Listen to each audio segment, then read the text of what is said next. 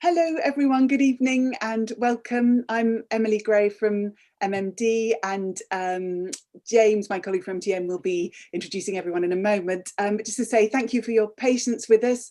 We're delighted that you've come to join us. And this has all been inspired by a project that we're setting up, funded by PRS. And it's about gathering together a new group of Scottish writers to develop their work on new musicals. And Mary McCluskey is going to be facilitating that group for us. We thought to start that off, we should have a lovely launching moment, which is this moment, and to bring together three extraordinary and wonderful makers of Scottish new musical theatre. Yes, we hope that people will enjoy hearing about the discussions tonight, and then we'll get in touch with us. We will get in touch with you about this group that's going to develop over the next weeks, and hopefully we'll have a lovely Scottish writers group happening before the end of this year. So enjoy this evening. I'm going to hand over to James. Yes, thanks so much for joining us. If you're watching this live with us on YouTube, don't forget you can write a question at any time in the live chat feed in YouTube. If you're not watching this live, unfortunately you can't, but by all means, if you do have any questions and you're watching this later, do get in touch with us at MMD or MTN, and we can answer wider questions after the event that way. So as Emily said, we're really thrilled to be joined tonight with the fantastic writing team of Claire McKenzie and Scott Gilmour, otherwise known as Noisemaker. They have an amazing back catalogue of new musicals to a rare degree in British musical theatre. They've had success both through the UK and in America, and tonight we'll get a chance to talk about their collaborations from the earliest days to current projects. And to, again, an unusual degree, they have had a regular collaboration through much of their writing career in musical theatre with the director Andrew Panton, who is also joining us. Andrew, artistic director of Dundee Rep Theatre, and previously the artistic director of the musical theatre programme at the Royal Conservatoire of Scotland.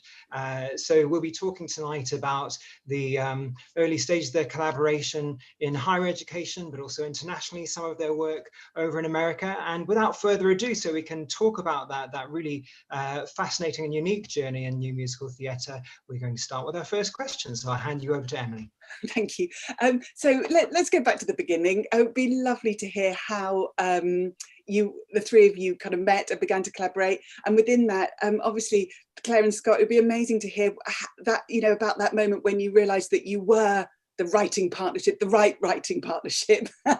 And then, yes, and absolutely how Andrew came to know about your work as well.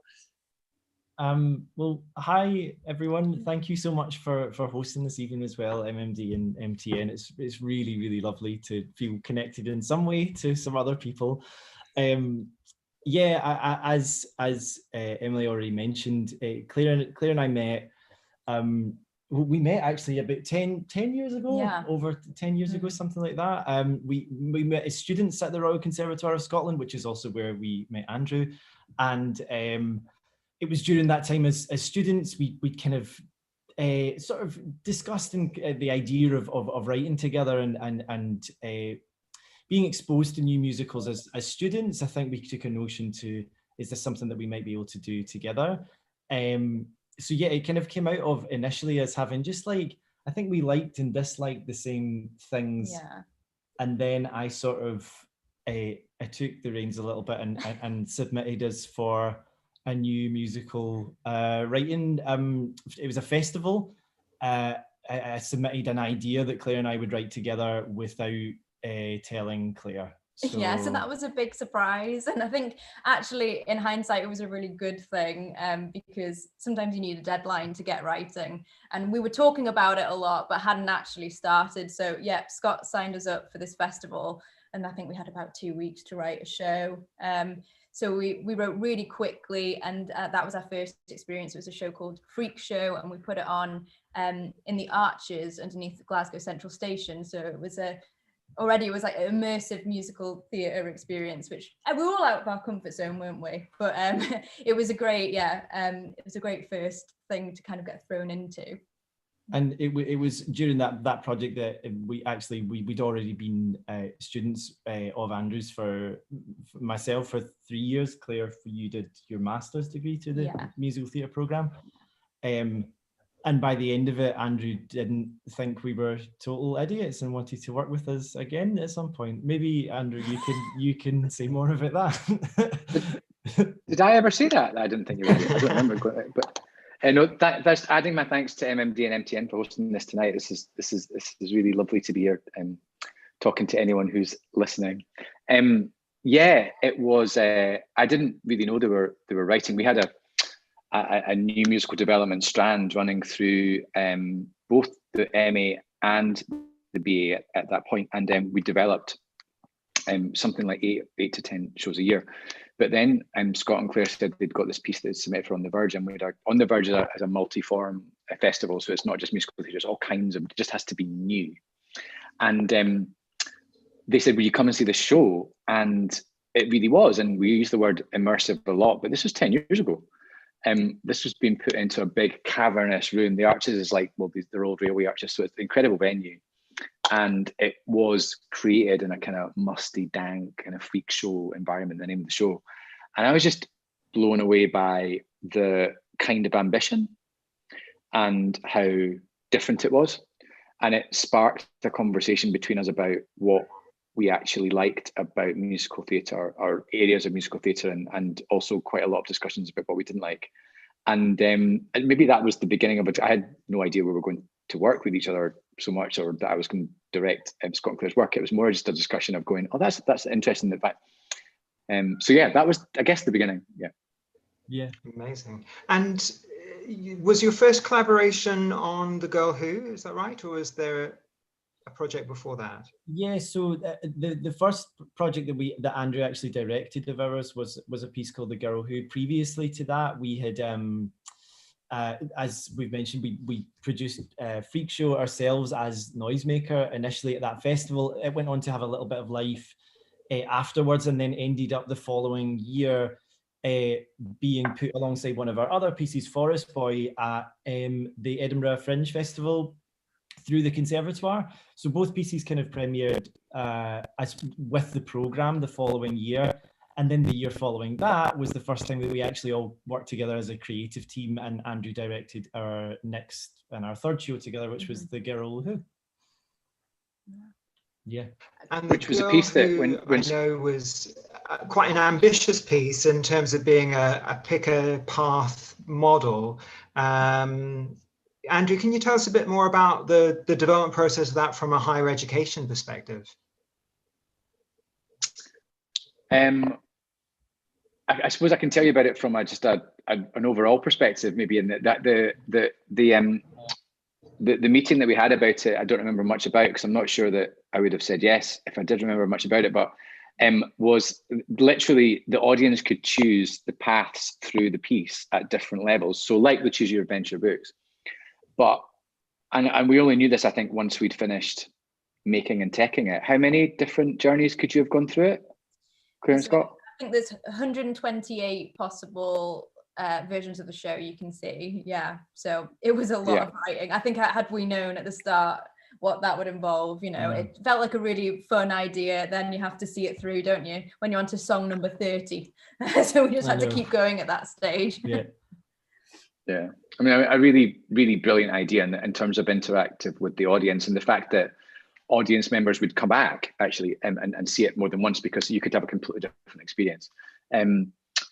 Have it the process to get there, and obviously the tech, as whoever makes any theatre would imagine, was completely impossible. So we just had to find lots of new ways of working with it. But I have to say that the audience experience and the feedback we got, and I suppose the sense of satisfaction and a bit of relief when we actually finally got it open, was amazing. But I think that maybe it's been a recurring theme from Scott and Claire, which is the sense of if there's something about a project that feels almost impossible or so challenging that we might never have seen it before, that might be a weird attraction that I have to the project. That might be the way of convincing us to collaborate together. I'm not sure we've done a project that's been completely what you say, that's a conventional piece of work, let's just get on and make it. There's always been that bit in the middle that you go, what? How? Okay, let's go for it. And Girl Who was certainly the beginning of that journey. Yeah.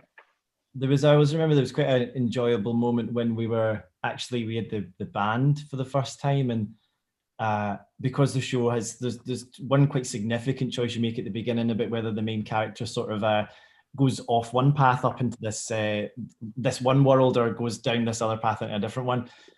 So there are two scores for the show.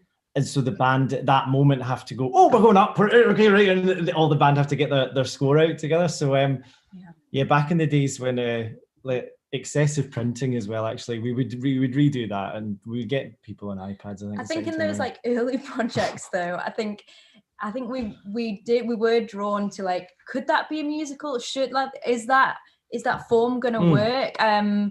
And I think in the first few years of writing, definitely that was the thing drawing us to projects. And we wrote the show Forest Boy, as Scott said, because actually that was a true story. And we're like, and can that be made into a musical? You know, it's not a normal story for that. And so I think we were trying to push ourselves and see which way that would take us. Yeah, it was a mixture of that, and also I think we new musical theatre it still is, you know, it completely evolves. It's this ever-changing little thing that keeps morphing into the form itself expands, which is kind of wonderful. But at the time, I remember, particularly when we were students, that there was still a stigma attached to the form itself, to what a musical is.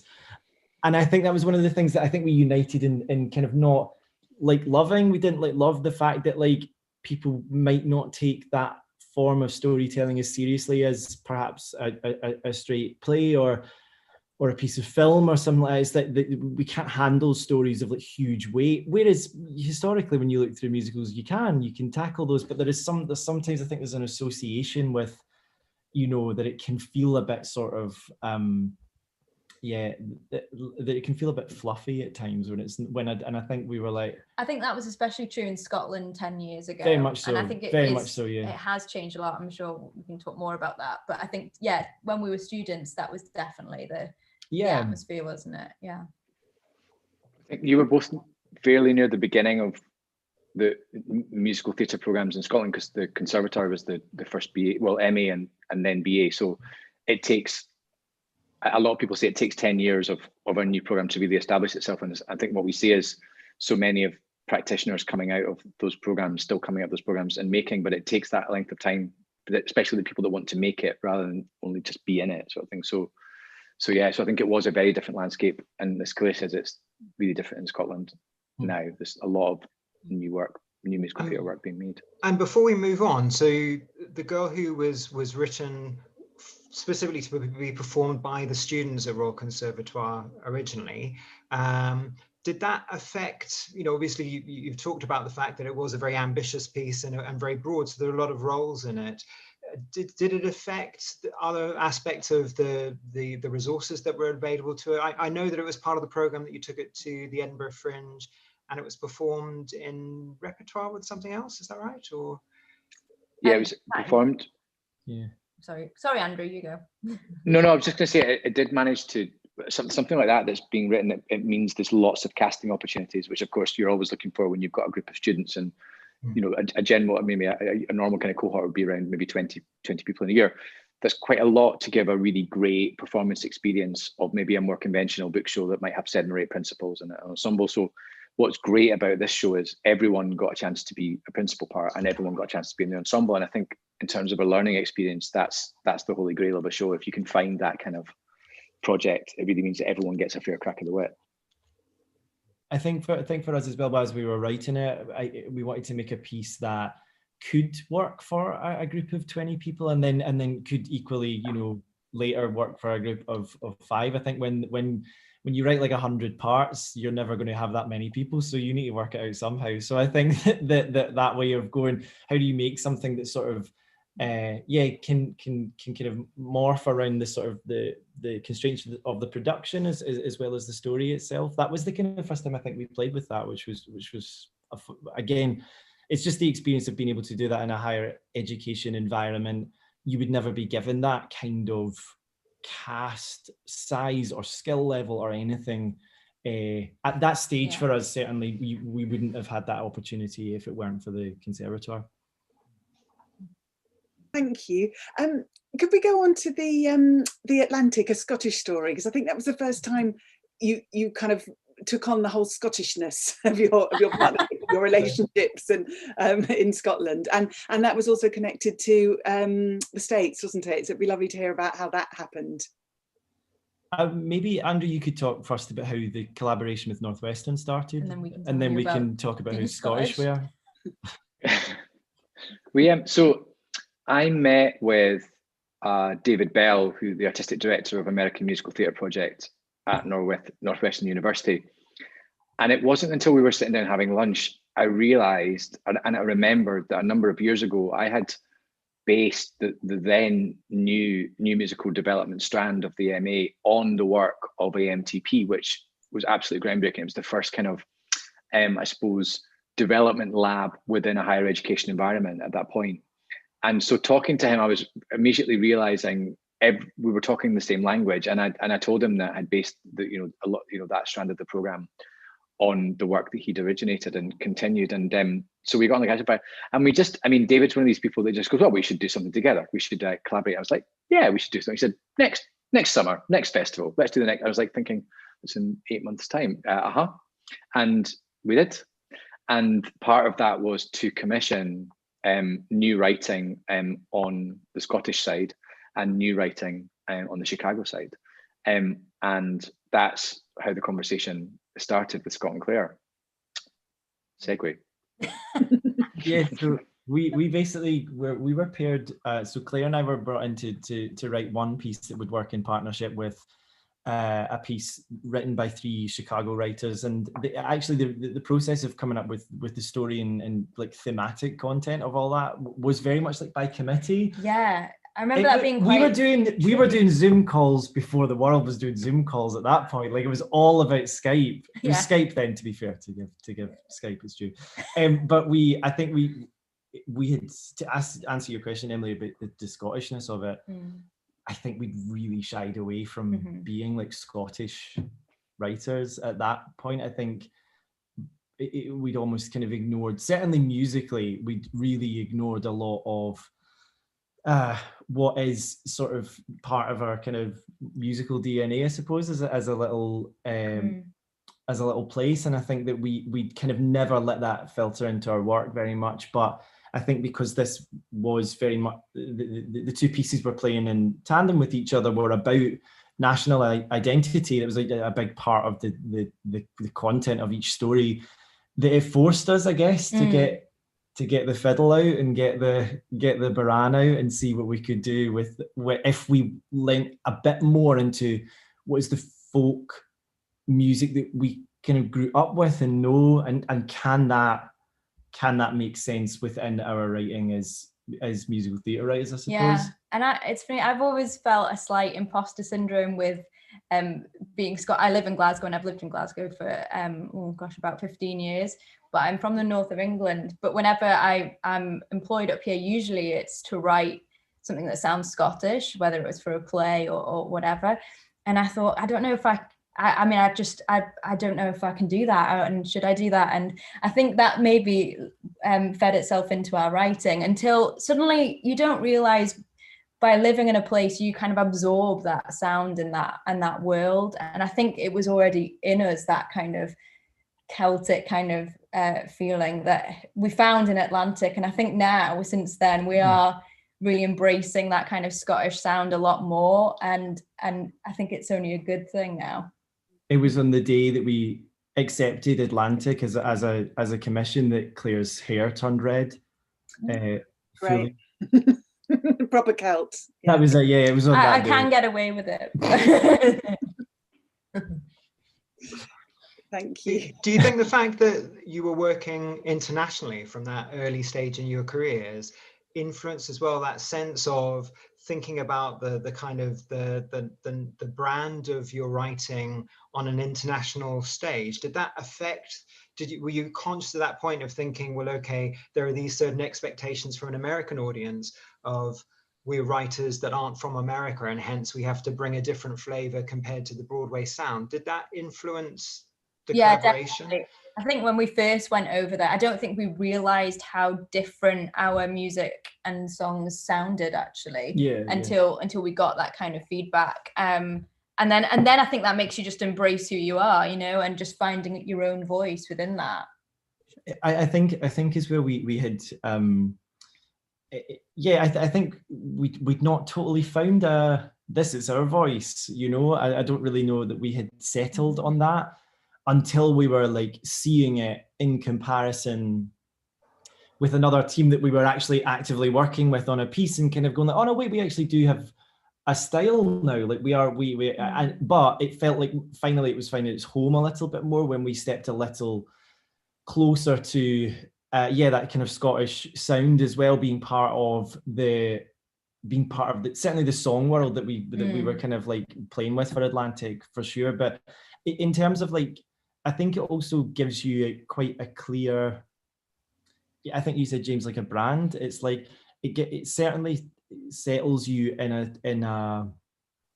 it gives a bit more clarity to your identity, I think, in terms of whether it's the sound or the type of story or whatever that is. And that actually opened up a lot more opportunities for us than I think why we'd been kind of had a bit of reservation about doing that, is because I think we thought it would close everything off, and that actually by being too Scottish, actually everyone would be like, you know, no one wants this. Whereas actually it was like, oh, that's what you do, so you can maybe turn it to this, and it started to open more doors than close them, which I think we were frightened of.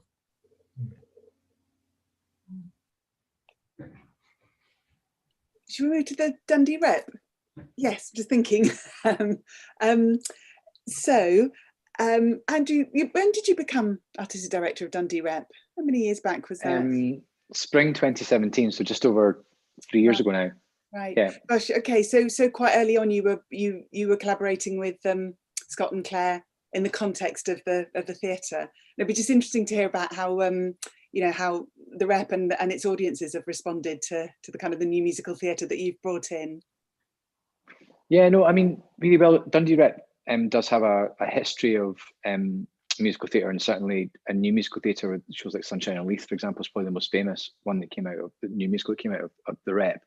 I think we talked early on about what the place might be for main stage new musical theatre at the Rep, and the fact that the Christmas slot might be a time you're always looking for that Christmas title. It's really important for regional houses, as we all know, and for all kinds of reasons. It's a responsibility of storytelling to young minds that might be told stories in a theatre environment for the first time, perhaps. And also a lot of families, that's the one time they come to the theatre, and it's a real annual tradition, which is fantastic. So it does mean that for most regional houses, and certainly for us, it's the most amount of footfall we have, and the most amount of tickets that are sold over a concentrated period of time. And that has both an artistic responsibility and a budgetary responsibility. So we talk about the fact that, I mean, Christmas shows, or we've never really done pantos at the Rep, but certainly Christmas shows tend to have music within them, songs, quite often movement. Why don't we try the idea of what a Christmas musical would be like? It doesn't have to have a Christmas topic, a Christmas story. It doesn't even have to be of that kind of canon. So the first one that we worked on together was the Snow Queen, and a new and contemporized version of that story. Bringing together, I suppose, the best. There's a few versions of that story, isn't there? So I think it was bringing together the versions that we felt was most useful, maybe most relevant at the time. So that was one. And then last year, Oor Wullie, which is for those non-Scots on the call, is probably the most famous Scottish comic strip character. And this was a project that we worked on together, and kind of brought out, again, a different kind of Scottishness in the writing. I mean, Scott and Claire probably want to talk about that, but it was keying into the kind of popular music and popular culture consciousness of what Scottish music means of the last kind of, I suppose, few decades, and worked that through. So that was another really interesting new for all of us, I think, to explore. But I think, and in terms of new musical writing outside of that, that kind of slot, Ben started, although Ben Hi, My Name is Ben started at Goodspeed, we did a concert version of it as a collaboration with the Scottish Ensemble Orchestra. And we did it as a Sunday afternoon, and we really didn't know what it was going to be like, or the uptake, or what the audience experience would be like. But we knew we wanted to test the material before we went back to Goodspeed the following spring to do the first production of it. And we did this concert version, beautiful, you know, with a string ensemble. It was incredible to have that level of musicianship with us on, you know, on stage. Filmed it and did a great recording of it. But the theatre was packed on a Sunday afternoon of a new musical, no title that anyone could relate to, a subject matter that was unconventional for a musical, and no stars, no names, just really great talent on stage. And it was a revelation for me. I was thinking, okay, this has surprised me about our audiences. I need to get to know this part more. So now we've got, I think, 5 or 6 new musicals in development. And this also sparked an idea for a festival of new work that we did called Rep Stripped, which wasn't just musical theatre, it was lots of new, but within that we were developing new musical theatre work as well. Brilliant. And so before we hear more from Scott and Claire in terms of the Scottishness of Oor Wullie and your approach there, just to further clarify, so Andrew, in terms of the shows by Scott and Claire that you've directed, before you were at Dundee Rep, you were directing The Girl Who, and did you direct Atlantic as well? I didn't. I was co-producer on Atlantic with David Bell and Goodspeed. Right. So yeah. And that was the point. I think I was transitioning and going to Dundee Rep, but involved in a producerial way, but didn't direct that one, no. And then you directed The Snow Queen and Oor Wullie. And yeah. And I was just wondering, in terms of that repeat collaboration, I mean, we often see with new musicals that it's so often the director, particularly on the premiere of a new British musical, there's almost a sort of element of being the dramaturg as well, in terms of being so involved in the development process. I just thought before we sort of segueing into hearing more from Claire and Scott about Oor Wullie and the Scottishness of that, what were your feelings about sort of being involved as a director on several productions? Was there any sort of shorthand in terms of the development of that collaboration that you had with Scott and Claire over successive projects?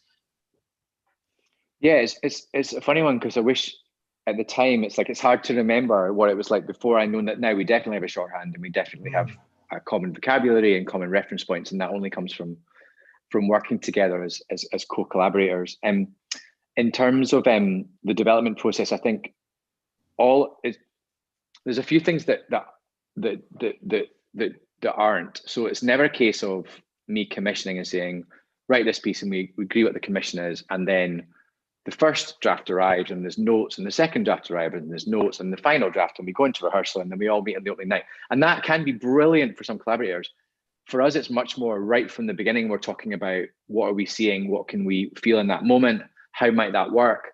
Do we know how that works practically? Do we need to know right now if it can, or should we actually just go, we'll work it out down the line? What world are we creating? So it's kind of there's a bit in the middle that feels like now is where we start. I don't know if that happened at the beginning. I'm sure it probably didn't, because we didn't know what that bit in the middle would be. But now this bit in the middle is the kind of, we're making this being, this living being together, and then we sort of go off and do our other jobs and come back together again. Is that fair, Scott and Claire? Yeah, and I'd say there's also obviously a trust thing that comes with any like long collaboration over time, you know, and that usually turns into, I've not finished the score, but everyone knows that it'll happen eventually, and everyone's okay with that. So usually that's how that happens. But there is a trust. I'm saying nothing. So basically we're advocating, find a long-term collaborator so you can be late. Is basically the moral. Everything takes longer than you think it's going to. I think that trust also comes with the definition of roles sometimes as well, and that actually I don't self-identify as a writer, but there's moments where I go, what about, could that happen in that moment? Or actually, if we didn't do that there and moved it around, and I think there's a trust to go, I'm not going to say that every day, and I'm not going to say that every draft. But if I say it, there's a trust to go, well, from Scott and Claire, go, well, if you're saying it, then let's at least try it, sort of thing. Likewise, if there's a particular, I remember actually a moment on Ben when I'd envisaged a moment in a certain way visually that for whatever we just hadn't talked about. I'd just kind of done it. It was the opera moment. And when we did it at Tech, and both Scott Clare just kind of said, can we try it this way? We'd envisaged it in this way. And I was like, yeah, absolutely. So I think there's a trust. There's never a no or a block, because we know if one of us is asking for something out of our particular job title or role description, there's usually a reason for that. And I think that's the bit in the middle that I'm talking about as well, that at the end of the day, it's whatever we make, it is all of our kind of baby, I suppose, to put out there. And I guess that's exciting. And of course, it doesn't happen like that in every collaboration. And that's totally fine, but it does make for, generally speaking, more fun if you don't have to worry about, well, that's my job, that's my job, that's my job. If you can just speak freely and go, what about, or how about, or could we try rewriting that bit to make this? And it makes for, I suppose, more open experimentation. Mm-hmm. That's when you find sometimes the stuff you weren't expecting, the really good stuff. That's great. It sounds like a very lovely collaborative relationship that's definitely kind of grown and found its language over the years. Did you, Scott and Claire, did you want to talk about Oor Wullie? And our question was around, if there are differences when you're looking at, a specific Scottish dialect, or a very, that you're taking on a very specific character or set of characters that already exist, and how you approach that. Yeah, I mean, it was a very, it was just, well, first of all, it was a lovely time working on it. It really was. Like, I particularly had grown up with that comic and stuff like that, and it sort of, there was a nice sort of weight of responsibility that came with tackling a title like that. There is just a slightly different part of your head, I think, that works when you're given something that already exists in a form and that, and works. So you're like, it's kind of over to you to like not ruin that, and to actually enhance it, and to let it kind of live in a slightly, to let it live in a new way that sort of acknowledges what it is previous, but allows it to become something new. And I think that when Oor Wullie is written in Old Scots, so it's just like really bad English basically, and you need to sort of take the accent that comes with that and the dialect that comes with that.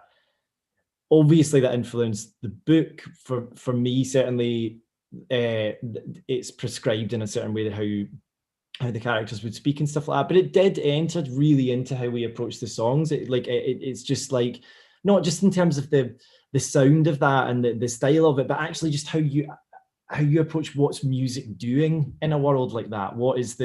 It's like any story that's a musical, there's always like a clear window as to why is there music, like what's the point of the song being there that is making this make sense in this form, rather than it just being, without music completely. And I think Oor Wullie like made sense in that world, because it's all stylistically, it's a comic that there's such a musicality to how everyone speaks anyway within the text itself, that it already, there's quite a lyrical quality to how the characters interact with one another, and that made for an interesting framework and template to go like, oh, okay, so the songs need to adhere to this, and it needs to, we need to take this as the foundations of that is already there. So how do we build on that, I guess, and make it feel not just like it is those genuine characters from that comic book that are singing, but they're singing now to an audience that are like watching it today and not an audience from the 40s.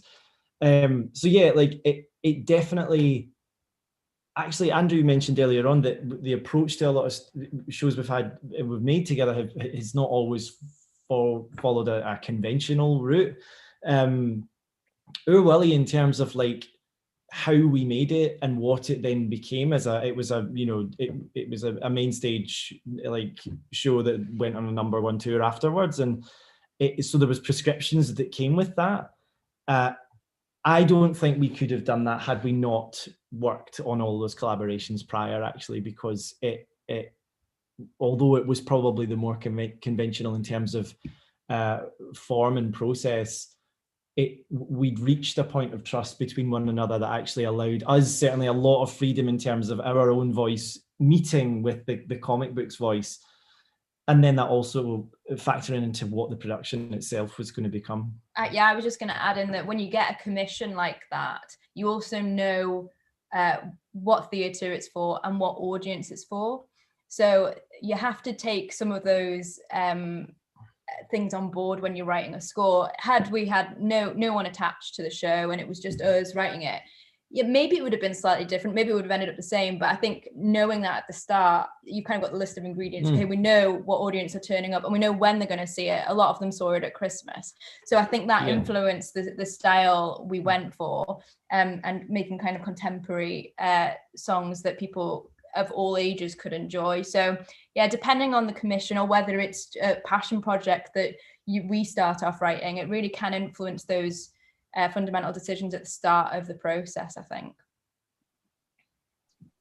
Brilliant. And we've mentioned already the next collaboration on, well, I guess they overlap probably, but Hi, My Name is Ben, which has had a really interesting development. So Andrew mentioned already the initial sort of workshop sharing of some content at Dundee Rep, but I understand mostly this development process, unusually for a British written musical, has happened in America, or certainly in partnership with Goodspeed Musicals. Can we hear a little bit more about how that collaboration with Goodspeed came about and what the development process in America has been on that project to date in its initial production, indeed? Shall I kick off this one with the meeting and the? Oh yeah, that's it. Yeah. So as many of us go to NAMT, National Musical Theatre, over the years, and I remember one year watching a panel at NAMT, and there was this person speaking, and I felt like she was speaking to me. She was passionate, she was direct, there was no nonsense, incredibly knowledgeable and incredibly empowering, and the way she spoke about artists really resonated with me. Donnellan Hilton, who's the executive producer at Goodspeed Musicals, and I remember thinking, I need to have a chat with her. I think we would get on. So we had breakfast, and of course we just kind of got on straight away, talked about so many different things, and of course you're talking about what a collaboration might look like. And she said, well, look, I tell you what you can help me with, actually. We have a residency every year, the Johnny Mercer residency, and it happens in January when there's absolutely nothing to do in Connecticut, because it's freezing cold, it's snowing, and we've built these houses. It's like a hamlet that we've built, and we put writing teams in the houses, and basically you have breakfast each day, you have dinner each day, and you just share songs. If you've got a song, share and kind of thing. And in the morning you drink coffee and bagels and sing a song, and at night you eat cheese and drink wine and you sing a song. And it's just this thing with no pressure that we were talking about before. And she said, do you know anyone that would like to do that? I said, yeah, I think you probably would do. And so that led to Claire and Scott going, and I was there that first year. And I remember we were staying in the house. I was only there for a couple of days of the 2 weeks, but I remember coming down the stairs and hearing the first riff of the first riff of Ben, and the beginnings of these ideas and scraps of paper on the floor that Scott and Claire would, the beginnings of the beats and the dramaturgy of it. And there was something completely different and electric about this story. I mean, I'll let them tell you about the story, because the story is not the story you would normally write a musical about. But this environment of complete collaboration and the understanding that you don't pressurize an environment, especially a multi-form environment, like a multidisciplinary environment like musical theatre. You let it happen, you give it space, and you share and you talk and you take what's useful from those discussions. And I think that's was what left me about that residency, and that was the beginning bit. Segue. Yeah. So Andrew had sort of, I suppose, he'd set up the bridges for us to kind of take on this, to go and be part of this residency. And I think we were like really, really keen for it to be a completely new idea, that it wasn't like we were going to go over with a show that was kind of needing work, that I think we were like, it's this very unique, experience. Let's try and approach it with something new. We had been in New York, I think, was it the year previous? Yeah. You found an article in New York Times, Scott had read an obituary. Yeah, it was in 2016. Mm-hmm. We were there with we were there with a different show in 2016 at a festival that was in New York, and we'd read this article in the New York Times about it was an obituary of an elderly man who'd lived in New York, in the Upper East Side, in this tiny little one room apartment, and was sort of kind of known by everyone in his neighborhood. Everybody, he was called Ben. Everyone kind of knew who he was, and kind of knew the names of all like the dogs on the street and all of that stuff, which is kind of like one of these like figures of the community. But Ben had no voice. He couldn't speak. He was only able to talk using a notepad and pen. And he's sort of just like one of these figures in New York of like, you know, that guy who talks with a notepad and pen. Anyway, he towards the end of his life, he got cancer and was sent in for an MRI scan to target the cancer. And when he came out the tube, when he came out the other side, his voice came back, and it was just like this weird little miracle that happened. There was like no reason for it. Nobody knew kind of how that had happened to him, but he was able to speak. He was still very sick though, and he had a year of his life that he was able to talk, and then he passed away in 2016, which is when we read this article about him. And immediately we were like, it's going to be a musical, right? It's got to be a musical. We were like, I think there's something about the story of someone who can't speak being able to talk to so many people in like the loudest city in the world. And so we took the article and went to Goodspeed for 2 weeks the following January and started to go, is there something in this? I mean, truly, absolutely did not have an idea before that.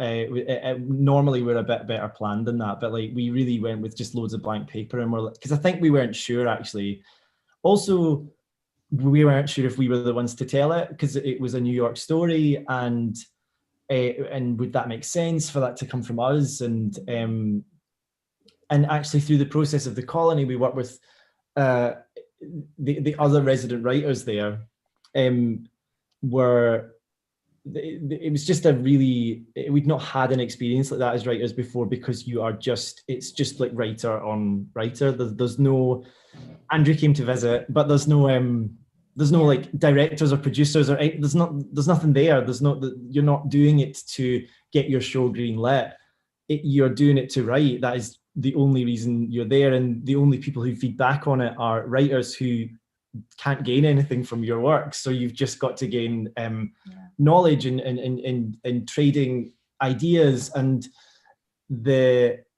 I think by the end of that process, we probably the best part of the first act of the show by the time we'd left Goodspeed. But more than that, I think we'd kind of gone, oh no, I think we want to tell this. Like, I think we want to tell this story. I think it's going to be our story, our version of it. And I think those like writers' residencies are pretty brilliant, just because you're surrounded by people who write in all those different styles and are brilliant at their voice, and you come away from hearing someone who's just written a song that day, and it makes you want to write, and that doesn't happen every day for me anyway. So like as soon as you get that moment of like just inspiration, basically, it's such a gift. And also what I think it did for me is I'm quite a perfectionist, or I used to be, maybe more so, where I would like to finish something completely before I let anyone hear it, and I'd be weird about that as well. You know, it's kind of hard when you first hand over something you've just written. Whereas what that did was, before I was even ready, I was on a piano in front of about 20 people in a room, just singing a song that I barely could remember myself. And I think it releases that kind of preciousness, which I think is probably only helpful when you're writing a musical, because we all know you have to let go of songs and you have to change things, and the job's never done. So I really loved that was completely out of my comfort zone. And I think it's such a good thing for any writer to be asked to kind of play their song before they're even ready to even. So that was what was particularly good for that process and for kicking off that show. And we kept on collaborating with Goodspeed for the next couple of years, wasn't it? And had its first workshop production last summer, which feels like a long time ago now, but we had the first production there, and we're going back into rewrites and lots, so it's never done, is it? Yeah, it keeps going. Yeah. Right. Oh, that's lovely to hear. And that almost brings us up to date then. And we know that there's because we have a question around what you're collaborating on now, but we know there was nearly a Christmas thing that then, I don't know if you could share that with people, because we've all of us in our different ways have had terrible disappointments and having to recreate and reform all sorts of things that we thought were going to happen in different ways. So can you tell us a bit about that? At the Rep, we knew that it was so highly unlikely that we couldn't welcome audiences into the auditorium in groups. So we started talking about an outside promenade and using the proximate. We've got some really cool spaces just outside the Rep and then around. We're on a square and there's bits around the back. And so we talked about a promenade production and possibly composite narrative. And that's the idea that I took to Scott and Claire, that these are the areas. I think it's a composite narrative. I think it's sort of maybe different stories clashing and it needs an overriding narrative. And these are the kind of acting, and we were working with the acting ensemble at the Rep and also the Scottish Dance Theatre dancers together. And we got quite far with a really exciting treatment that for all kinds of reasons of different changes and guidelines and what we could do, and the fact that actually we couldn't even do outside concierge groups moving around our promenade. But so that was a nearly show that the idea of although that was for a seasonal slot, we actually think the idea, but we got really excited about the idea of it. So rather than cancelling it, we've just postponed it. So we will make a version of that show, I think, in the future. But in terms of a more conventional, actually we don't really do conventional. So in terms of a musical in an auditorium space, we're working on one show that we've actually been working on probably for around 18 months. We've done one development for, which is a major main stage in collaboration with our national companies, using as source material a real project with music at its absolute core. And that's about as much as I can say at the moment, because we haven't done any release on that. But again, the thing that attracted us probably to working on it was the fact there's lots of children in it who need to have very, very lots of skills, highly skilled in lots of different things, including the instrumental playing. And so that is going to be a complete challenge in how we make this show and how we bring it together and how we cast it. But again, really exciting. So all being well, next year we go back into physical development. We're in the kind of drafting stage at the moment, but physical development next year. Great. Amazing. And do you want to add anything to that, Claire and Scott? Yeah, indeed. The Christmas one was weird, actually. I suppose everyone must be feeling like a version of that, it's a strange sort of whenever you're making anything, whatever that thing is, whether it's like a show or a particular piece of art or whatever the thing is, it takes such a great deal of energy from you and from everyone involved in it. And I think what's so tricky about this period of time is that there is no release. It's like there's no release at all. There's no, like Andrew was saying, like we kind of, reached an idea that was like, this is cool, and like this is a good, that we want to write this idea, and then it's like you kind of generate that work takes stamina and energy to kind of to do our bit, to do the writing bit, and then to kind of not have it sort of become the thing that it's sort of such an odd feeling, actually, and it is quite difficult to settle with, I suppose, at the moment for everyone in various capacities. It's the endless sort of building yourself up to, maybe we can do this, to then not being able to see that through. I think it's very heightened and very specific to this period of time, and that's the great challenge of it all, that we push through. But I don't think it's not a million miles away from, sometimes projects do that. Sometimes you're working on a piece that you think is going to be a thing, and it doesn't manifest in the way that you believe it's going to. It's quite intensified with the project that Andrew just mentioned. But we've had ideas in the past that we've been like, that's the one, and it's just really not. And then something like Ben, for example, which was really, we did not arrive with any kind of sort of plan of like we want to develop this, or we didn't even know if it was a show, and then it's ended up being one of the bigger projects we've ever worked on, and it sort of continues to have life in that respect. So yeah, sometimes that sort of, when you put this sort of, I think this is going to be this thing, and then it doesn't manifest in the way that you think, it's a weird one, having to sort of like balance your energy, I suppose, in that way, and how much of yourself you put in a thing. And just to slightly echo about this year, it's been hard to write. And stamina has kind of gone. We in the past have been quite prolific and quite relatively fast, and this year has been the opposite, and every day has been different. Everyone will be finding this, but just in terms of writing, it's been difficult, and I think it is partly because there's been no deadline for me anyway. There's no actual deadline, and there's no handover. The point where it's not me and Scott singing the songs, it's someone else singing them, where you get to learn and you get to try things out, and really you're relying on your own energy daily. So just to say that it's not we're all feeling it. We're all feeling it. Absolutely.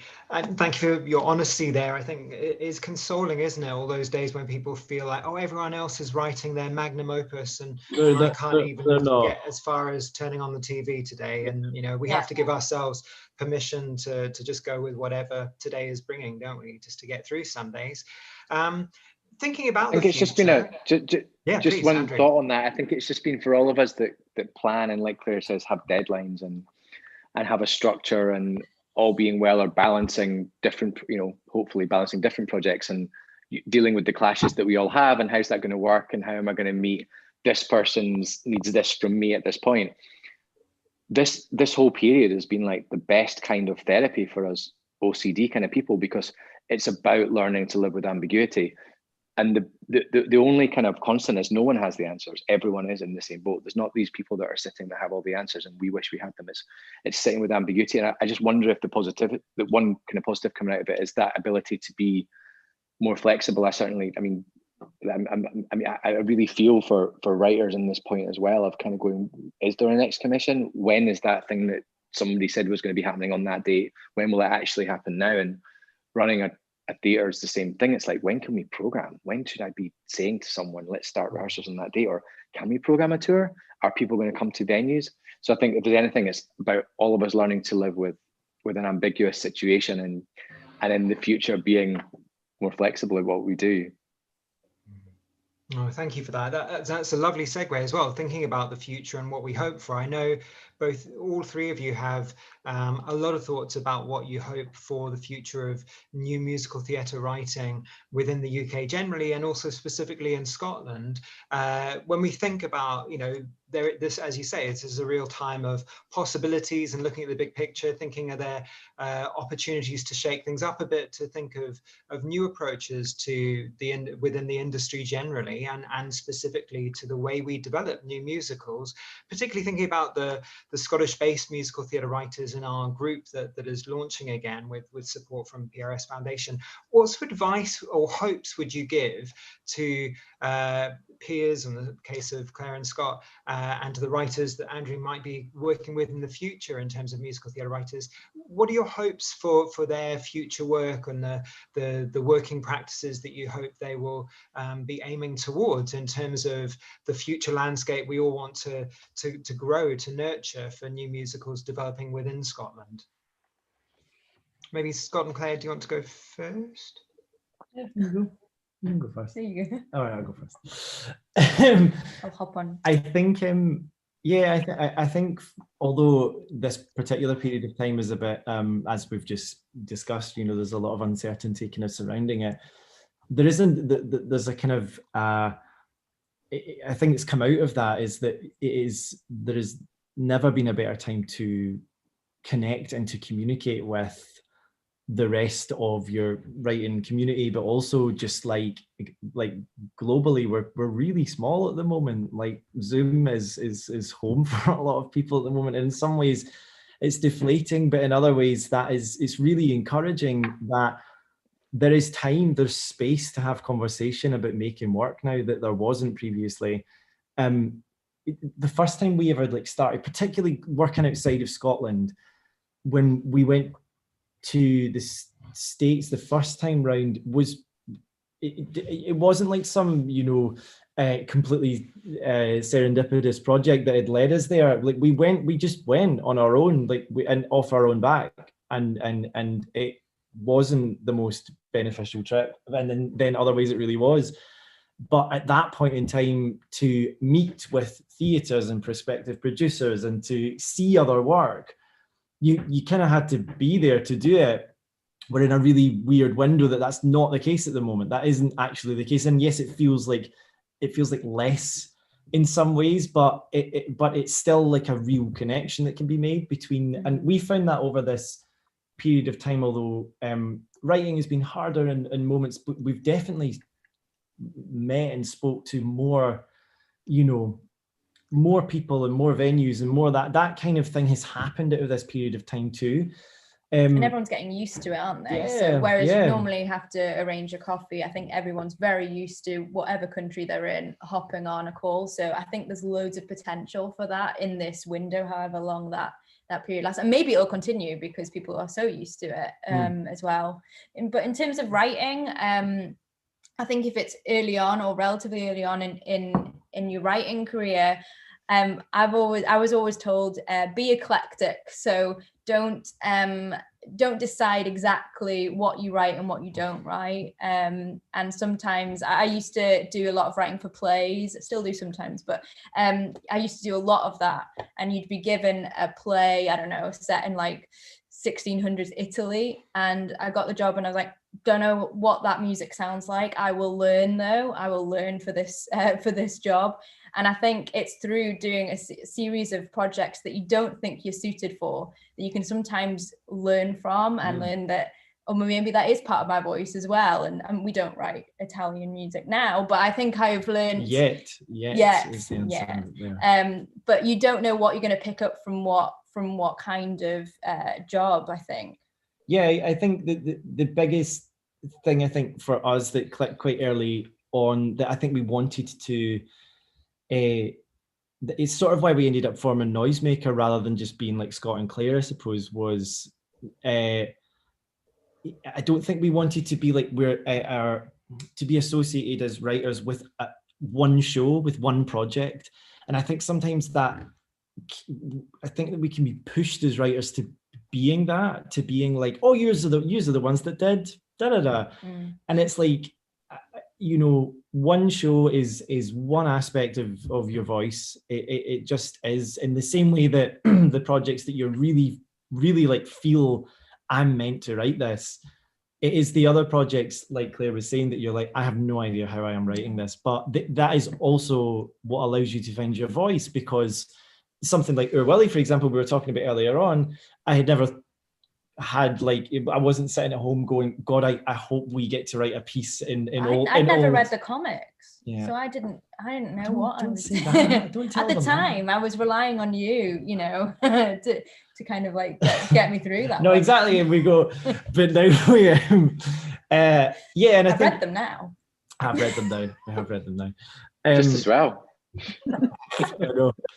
I know. But yeah, out of all of that, I think it's you find the constant thing in all of those projects is your voice is the thing that like that has to adapt and change, and that's, I think, how you grow as a writer, how you work on your craft. It just is a craft. It's like there's not really another way to sort of look at it in that way. Like you can't grow and get better unless you keep doing more of it, and sometimes the projects that you're like, why are we doing this, is actually ends up being the projects that you're like, oh, that's why. Because, and I think when we did our first show, I think we wanted and hoped everything would happen really quickly after that. And actually, no, we had to go and write more and get things wrong and get things right, and kind of go for a few years or so, just trying to start to find our voice before it kind of really sped up and took off. So I think it's patience, isn't it? And a lot of those early projects for us, they either happened once or they happened maybe a couple of times. It's sort of like quite fringe level production, and they were like they were absolutely the making of us as a partnership. But it's not like we're going to go back to those and go, let's now do a massive production of this. Actually, it was like some of those ideas existed in that space, and that's all they were supposed to be, and they actually have allowed us to go on and do, you know, other things. So yeah, I would maybe say, like, if you've got an no, sorry, that's not my advice. My advice is finish an idea, finish it, whatever it is, even if it's like, this is not a good idea, or whatever the thing is that you're putting it off, or putting off getting to the end of it. Finish it, because there's a lot of those ideas that I think we've looked back on and gone, oh yeah, we just left that just got left behind. And it forces you to write, I suppose, and whether it's good or bad, that is developing your work, and that's developing your craft. And the last bit, and then we'll hand over to Andrew, because we've just gone on about writing. See if our screen just goes black and it's like, enough now. Just some advice that always stuck with us, that we were told, is go and see everything that's on now. Obviously, learn the repertoire, learn what people are writing, but don't try and write that again. Write the show that you want to see, or you want the audience to see in 10 years' time, or whenever in the future. Write the show for the future, not for now, which basically just means finding your unique voice and what you want to write, and sticking true to that, and keeping going. Over to Andrew. We're not going to say anything else. That's it. Here to that. Don't write what everybody else is writing because it's cool or trendy at the moment. Moving on, that's something I don't think you've ever subscribed to. But just coming back to, I suppose, James's question about new musical theatre writing in Scotland, telling songs, telling stories through song is so much part of Scottish culture historically. You can't get away from it. You almost, I mean, the iconic Scottish shows for the years, you can't get away from the fact there was songs within them and the direct address nature of them. So if you think about the iconic shows like Cheviot, Stag and Black Oil, there's so much song used to further narrative. Blackwatch, for example, so much about that show was about the music and the song language of it. These shows aren't musicals. And I think the word became connected to something psychologically for the Scots, which was maybe shows on the side of buses in London that were created as part of a kind of very commercial and capitalist 80s. And I think at that, it was a complete kind of musicals, and musical theatre is not something that's part of the Scottish consciousness. And in a way, music theatre has never gone away. We've always been creating music theatre. And I think what's happened maybe in the last 10 years is there's been a bit of a renaissance in musical theatre and musicals and self-grown. And the fact that because we all are reaching out more and we're more connected, there's kind of fusion with that culture that's always been there and other influences like the American musical theatre and other British musical theatre. I think what we're seeing now is there's so much new musical theatre being developed in Scotland at all levels, with our national company, with NTS, with our regional houses, and Seed, Scratch. And thankfully, we're telling stories with songs, and we've stopped trying to put labels on it. Is it a play with songs? Is it a musical? Is it musical theatre? How much of that is important? Do we need to decide that? Is it just, does music serve the narrative? Is there a place for song in this? Let's discuss. And I suppose maybe coming back to where we started some of this conversation, that's a lot of the things that Scott, Claire and I have talked about over the last 10 years. Should there be songs in it? Why do people sing? If we don't know why they sing, shut up, just talk to each other. It's those kind of fundamental questions, I think, that are just, really important. But I think in terms of how we move that conversation on for Scottish writers, musical theatre by definition is about collaboration. You can't sit, well, if you're Jason Robert Brown, maybe you can sit in a vacuum and create a show and there you go. But generally speaking, we need to work with other people as writers, and then collaborators. Creative team is by definition larger. You have more people, there's more departments. So what we need to get better at doing is creating space for that. Not just saying, let's commission something, let's develop it, let's produce. It's like create the kind of space that we've been talking about with these kind of residencies where you don't know going into them, but you've got people around as sounding boards. And I think for such an inherently collaborative form, that's what we need to get better at. And I'm talking to myself here because I'm one of the people that can help to make that space happen. So that's what I'm taking away from this conversation. Note to self. That's lovely. And anyone else who's on this call who can help make it happen, I want to hear from you. Yeah. Well, I kind of feel like this writing group that we're setting up, you know, in a very, very small way, is like the Goodspeed model in terms of going, it's for writers to help each other. It isn't about those outsiders, those outside influences. It's about those writers in a space together, helping each other to develop their work and being as generous about other people's work as you are, you know, about sharing your own. It's all of that, isn't it? Being able to be with other writers and learn and give and grow, hopefully. So, aware of the time, I feel we should bring in some of our questions from our audience, who've been very patient. There's one here from a question from Ellie Stewart, who, and I think this was quite early on in the conversation, you'd all talked about how you connected through the things you dislike, and I think there's audience members out there going, what are the things you dislike? Tell us, if you can. Dislikes. Yeah, I think like back at the start though, I think it was for us the sort of stigma that Andrew was talking about that was attached to what a musical was. I think I think it jarred with us a little bit. I think it kind of was like, what? Also, I think because we were training in it, and it was like the form that we were like learning, and it was like, what is this thing that you know, there's a perceived notion of kind of what musicals have to be. It's really annoying. I think we were like, it's annoying, like, and actually well, I suppose at the time it was a bit like, well, not like we're going to go and change that, but then I suppose that was the drive that made us go and try to make new work that wasn't that, and that I think that was one of the things that to begin with was like that pushed us in the.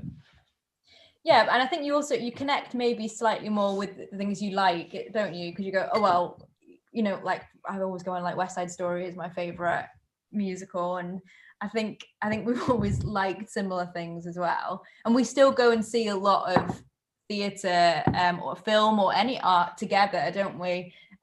Which I think adds. There was a particular. I'm not saying what it was because in case anyone was either in it or involved in it, but there was a production we went to see when we were like I was like second year or first year or something, and it was a musical, and it was a touring show, and we went to see it, and we're like, that is really rubbish. Like there has to be something better than that. It was an actor musician production, and I love actor musician shows, but this one I think had like a clarinet player on their back, and I think it was just a bit of a misfire. It didn't totally work, and I think it was like sometimes that fuel of like, like I want to make something that's not that was enough to sort of push you into certainly push me into submitting us to write a musical without asking. Claire.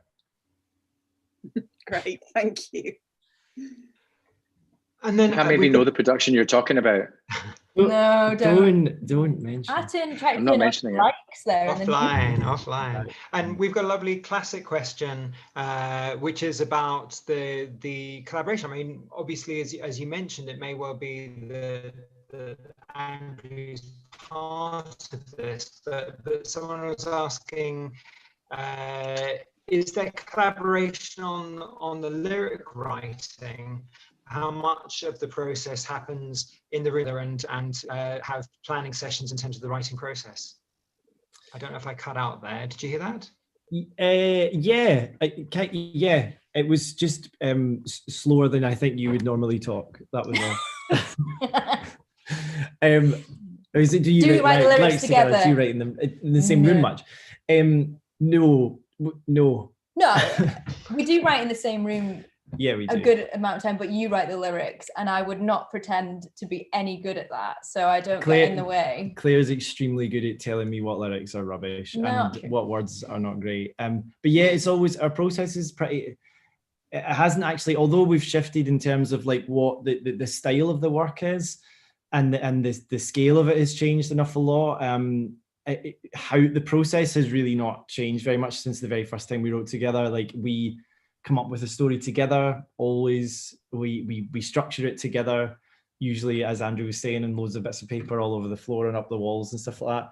And once we have like a treatment of what the show is, then I'll write the book and lyric, and then once the lyrics are in a place that Claire can make them better, then I'll give them to Claire, and then she'll start on the score.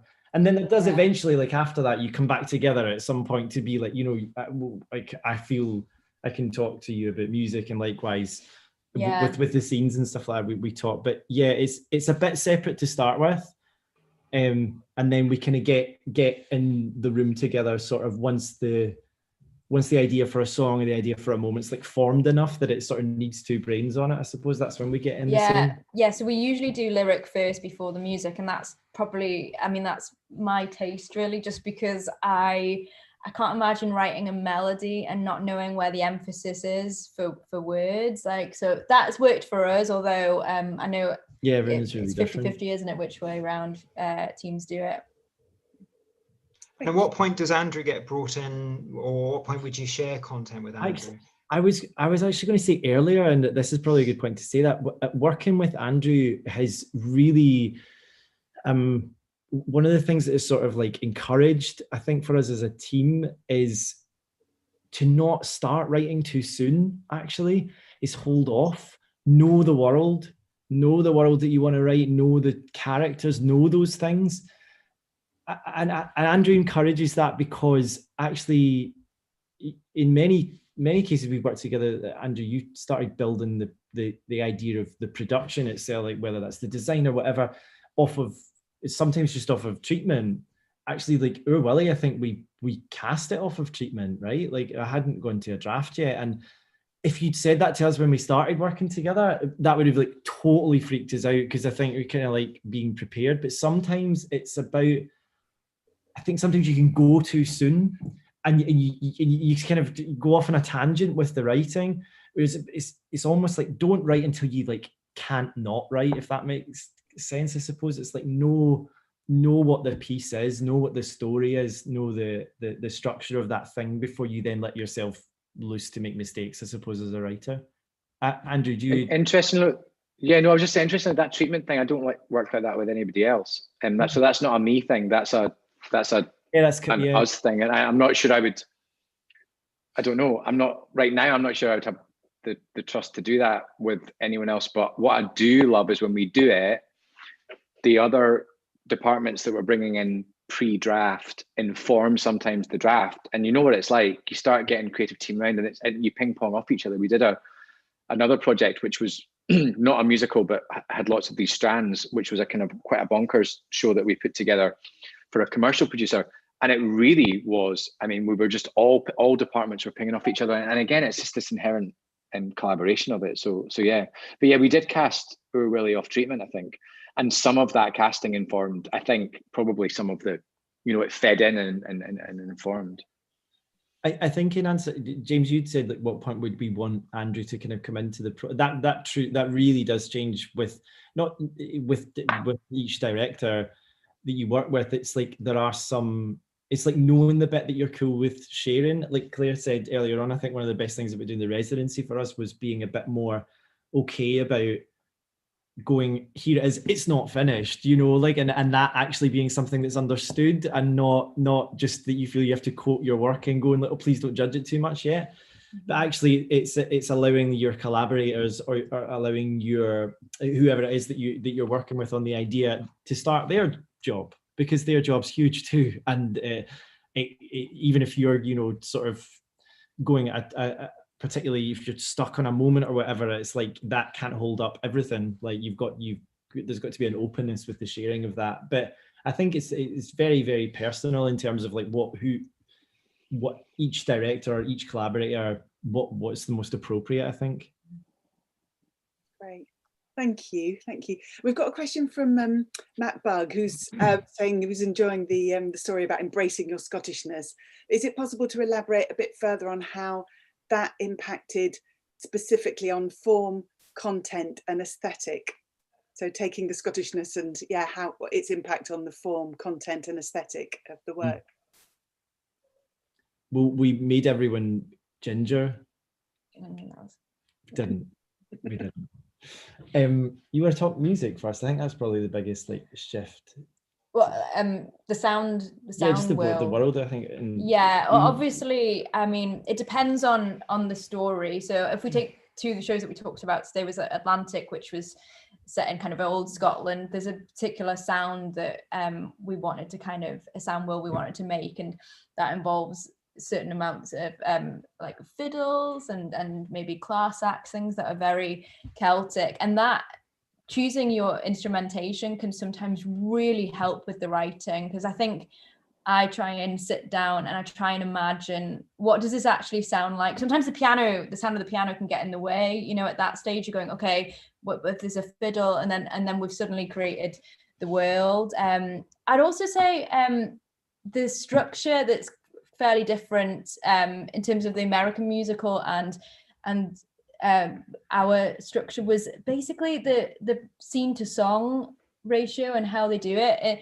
It seems like a lot of American musicals have really, really short scenes and they're kind of fast moving, whereas actually our tradition is more about quite longer scenes, would you say? Because that's what we found when we took our stuff over there. And it's also like, I think we've also in a lot of our work felt like we really hate noticing when someone starts singing. That's a very British thing. I think it's part of our, it's like you don't want to notice that at all, actually. It just wants to emerge, and that isn't always true, actually, and particularly in more from a lot more American writers. It's actually making a point that we're going to start singing. So it's such a tiny thing, but actually really the tone of the whole thing shifts, I think, with that. And I think in terms of like embracing the Scottishness type thing, it definitely led us, when we were doing Atlantic anyway, to go further back and look at just more folklore and stuff that kind of surrounds a lot of Scottish storytelling, and the actual overall structure of the musical itself. I think we started using a lot more like mythic storytelling then, like sort of like looking further back at sort of kind of like structures of like, you know, mythical story of a hero on a quest type thing, taking these like skeletons that have existed in storytelling for like hundreds, thousands of years, and going, how do we apply that and to the world that we're kind of making for this show? And I think actually not being like, oh, it's been done, oh, this story's been done before, but actually going like, no, why does this kind of storytelling keep being repeated? Why are we attracted to it as humans? What is it about the clarity of that might work for this particular theme or story that we are playing with? I think that it sparked a little bit of that. I think it's absolutely one of the reasons we've thought that the story about Ben was interesting, because it felt like you know, an unlikely everyday miracle that happened to someone, and that felt like the background enough for us to go like, okay, so there's the world that we're playing in is our own, but something happens in it that is not every day. So I think that it maybe opened our heads a little bit more into going those kind of more mythic storytelling. I know I keep saying mythic, but that's and I think when we start any show, and if it's a Scottish sounding show, we make playlists of music, we put references together so that we have an idea of what this world feels like to listen to and to be in, and that really helps. And I'd say, going along with that, because I am fake Scottish, I'm an honorary Scot, I've had to very much like immerse myself in that sound to now say that I feel like I naturally write like that. And that involves listening, obviously. Listen to lots of music, lots of different types of music is so important, and different forms, and not just musical theatre. Get out and experience. And I think if you embrace that, you'll naturally take on the things that you like about what you're hearing, and that will become part of your voice too. Brilliant. And we've got a question from Liam here about adaptation from an existing property. I guess initially Andrew maybe, and then Claire and Scott will expand, I'm sure.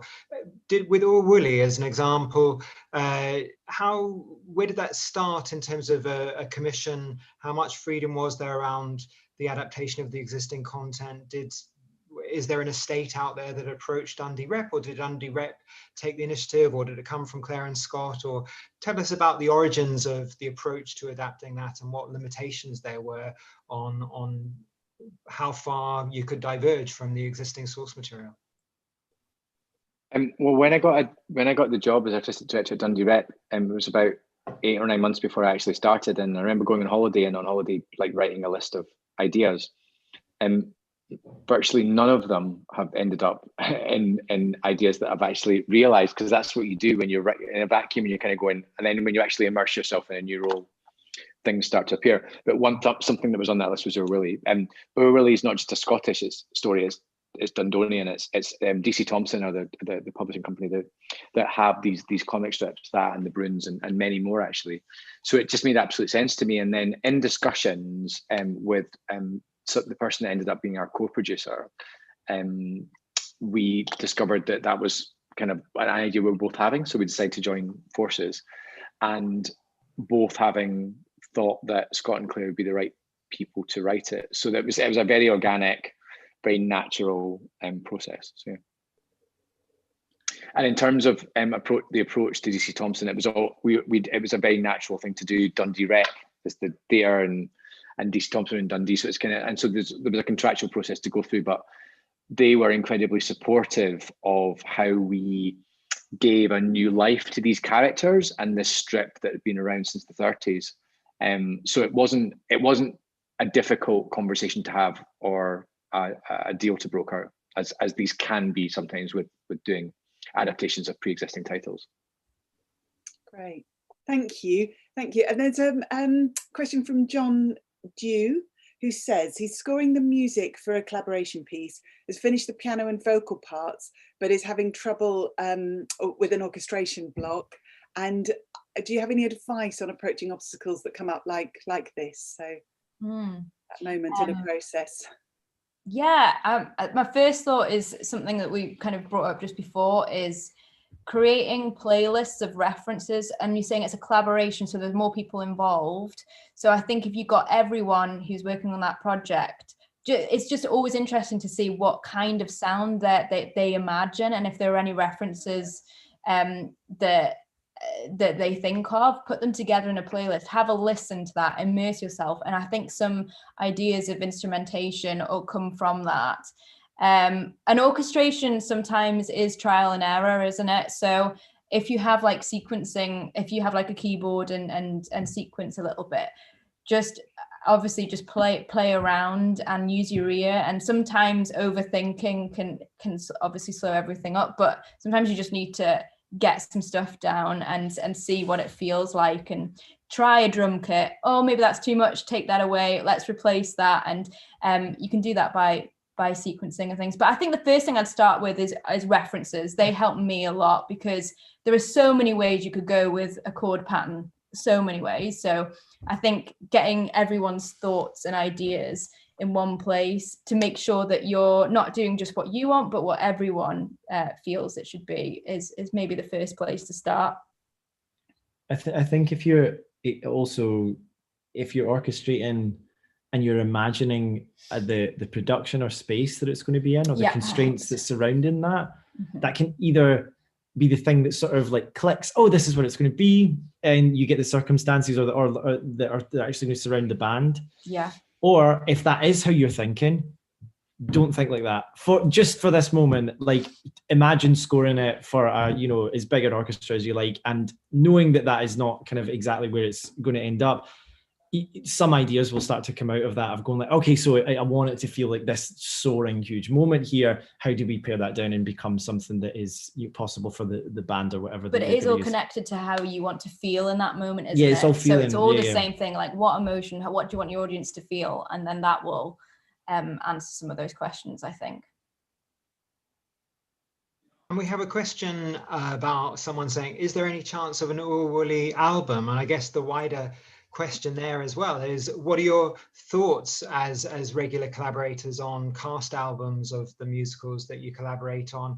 I know on the Noisemaker website there's a fantastic selection of SoundCloud links and so on. So I highly recommend, if you haven't heard Claire and Scott's music, checking out their website to listen to some of those tracks. But what are your views on putting recordings out there into the wider world?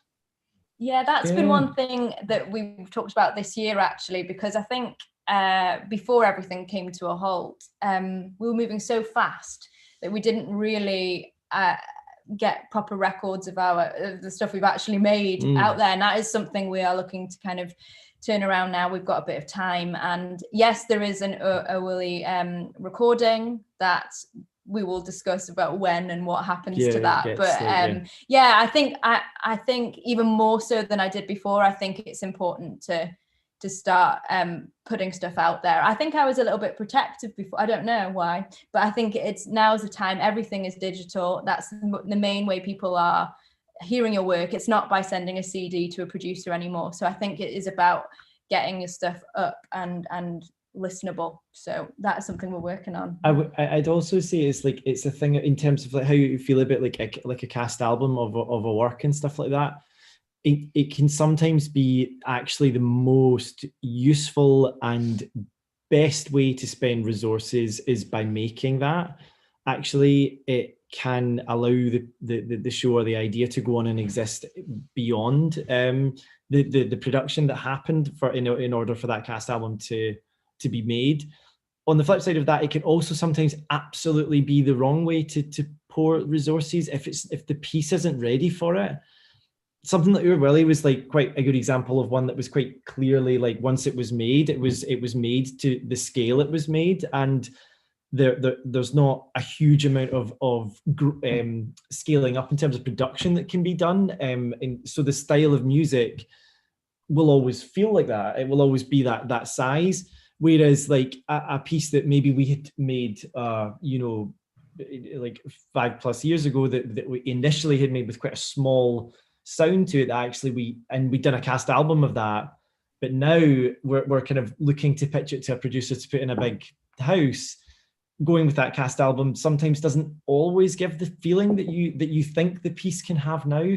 So I think it's sort of sensing where the show is at in its development and when it feels ready to be captured in that way. I think a big lesson we will all take out of not just theatre, but just live performance is recording and having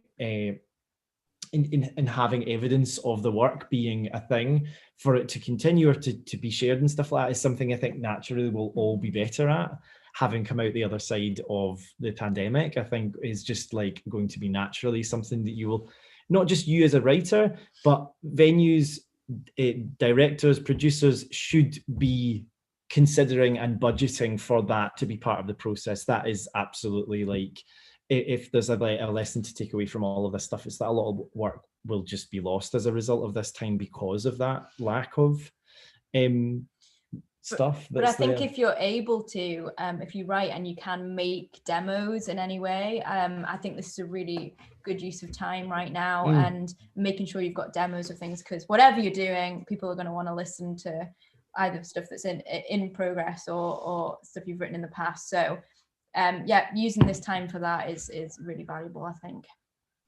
Great. I think that's totally right. I mean, you can talk about a piece, certainly a musical, as much as you like, but the absolutely best way to get to know it is to read and listen. Yeah. For me anyway, I want to read and listen. I want cue points in a script. Give me a demo. Piano vocals, absolutely fine if that's what resource allows, and if that's what the right point in the writing process is, that's absolutely fine. You know, you can listen through production to hear what that is. And just on the digital front, I couldn't agree more. And been in conversations in our organisation this week about equipping our auditorium with a multicam setup so that we can at least be ready to have brilliant reference copies for streaming, and at best be broadcast ready. I think we all have to think about those next steps. Absolutely. And slightly tied to that, we've had a comment, the All That Scratch guys from the other palace are in the audience and are saying that they'd love to do a session on Scottish writers, which is great. So we can, I'm sure between us, we can all make that happen. So, and that's for their podcast. So. Awesome. Yeah, definitely. Sounds like a great idea. Great. Lovely. Well, James, look at the time. Yes, time flies when you're having fun. And I don't know if there's any, just like a final comment. Just thinking about this group that we're going to be setting up. I don't know, Scott and Claire, is there something that you particularly have enjoyed in terms of working in spaces with other writers? I know you've mentioned it a bit in terms of Goodspeed, but is there anything you could, any advice or thoughts about that, about the writers together and how that's helpful? I think for us, like one of the biggest things that shifted for the two of us, particularly after that process at Goodspeed that we mentioned earlier, but just kind of laterally since then, writing is just by its nature quite isolated work, and you are often on your own doing it. Even if you have a partner to do it with, you're on your own doing it. It can feel like you're in a vacuum, but it thrives being part of a community. It really does, and I think that don't just use this time within this writers group to develop your own work, but develop those relationships with other writers. Some of the most wonderful lessons and learning we've done have been from seeing colleagues who are now friends doing new work in new ways and absolutely doing things you don't expect, and you have a unique eye in there because you've watched them do that process, and they will inevitably come into contact with a challenge that you'll come into contact with at some point in your career. So I think don't just let the time together be about the focus of writing the piece or the song or your idea, but to truly use it to get to know one another and to know one another's process, because that actually, I think, is the thing that's allowed us to grow from just us being a little writing team to sort of imagining ourselves within the kind of wider landscape and community of musical theatre as a thing. Lovely. Oh, thank you so much. I think that the word community is so important in there, isn't it? And the word you've used so much about collaboration, that it's not just about that writing team, but that actually being able to communicate and collaborate with the wider team. And that's what's so exciting, and particularly about the hugely ambitious types of musical theatre you've been talking about, which has been so inspiring and so about collaboration and trusting teams of people to make these beautiful, wonderful pieces happen.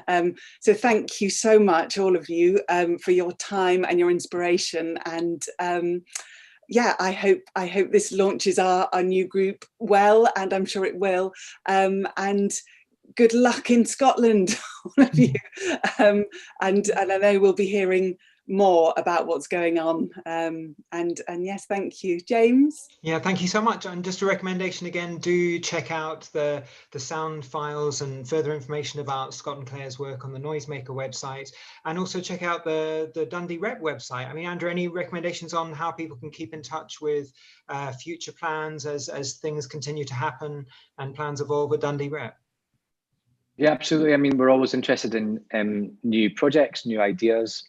And this period has allowed us to develop and discuss lots of new ideas. It's been a forced R&D time because we can't produce shows. So yeah, my address is on the website, and I'd love to hear about new ideas. If you need it, it's apanton@dundeereptheatre.co.uk, and do send on any thoughts and ideas. Love to hear about them. Lovely. Thank you so much. Thanks everyone. Thank you so much. Thank you. Bye. Thanks.